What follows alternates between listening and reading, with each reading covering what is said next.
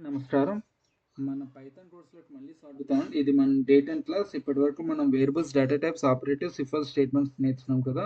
ఇవన్నీ నేర్చుకున్నాం. ఈరోజు మనం ఒక చాలా ముఖ్యమైన కాన్సెప్ట్ నేర్చుకుంటామండి. ఈరోజు మనం ఒక చాలా ముఖ్యమైన కాన్సెప్ట్ నేర్చుకుంటాం. అదేంటంటే లూప్స్ అండి. So, what is loops? Loops అంటే ఏంటి? ఒక పని మళ్ళీ మళ్ళీ రిపీట్ చేయాలంటే పైథాన్‌లో మనం లూప్స్ ఉపయోగిస్తామండి. ఇప్పుడు ఫర్ లూప్ ఎగ్జాంపుల్ నేను చెప్తాను.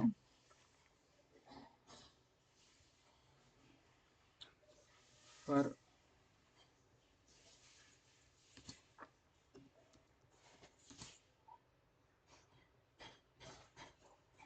ఫర్ I ఇన్ రేంజ్ ఎంతవరకు ఉండాలి? సపోజ్ 5 అని తీసుకున్నాం.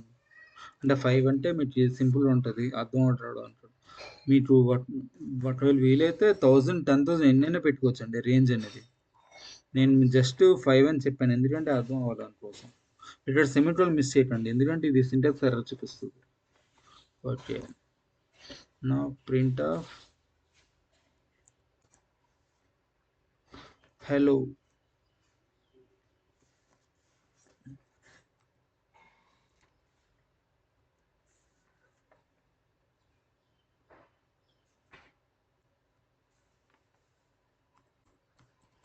ఇది మీరు రన్ చేస్తే హలో వరల్డ్ అనేది 5 టైమ్స్ చూపిస్తుంది.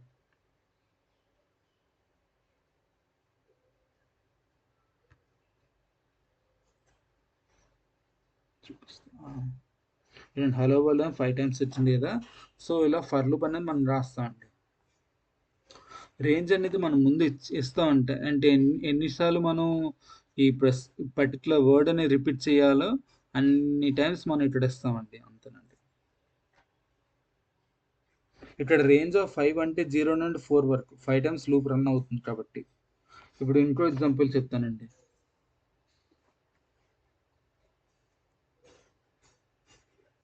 ఇప్పుడు ఫర్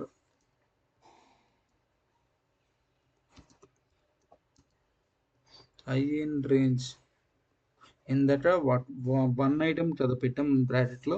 ఇప్పుడు మనం టూ ఐటమ్స్ పెట్టచ్చండి. అదేంటంటే 1, 6. దీన్ని మనం చదివేటప్పుడు ఎలా చదువుతాం అంటే for I in range 1 to 6 అని చదువుతామండి.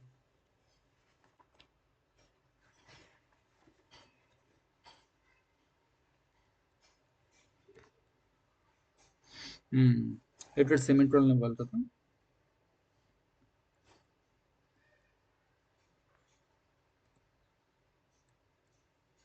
ప్రింట్ ఆఫ్ హలో ఇవ్వాలండి.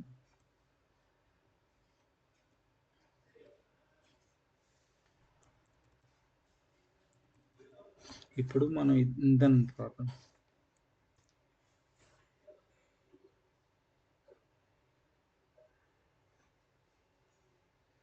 మీకు స్క్రీన్ కనిపించకపోతే కొంచెం బ్రైట్నెస్ పెంచుకోండి.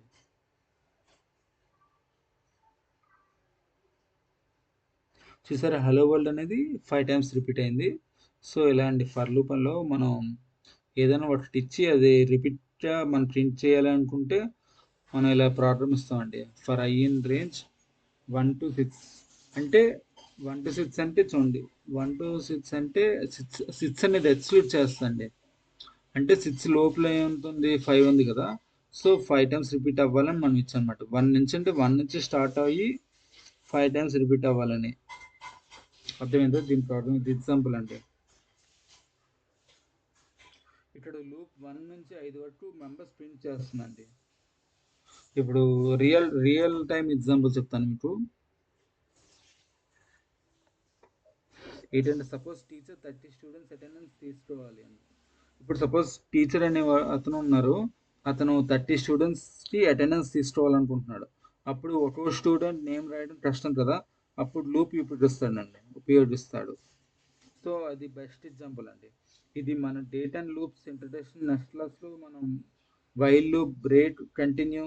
మీకు ఏమైనా డౌట్స్ ఉంటే కామెంట్ సెక్షన్లో అడగండి.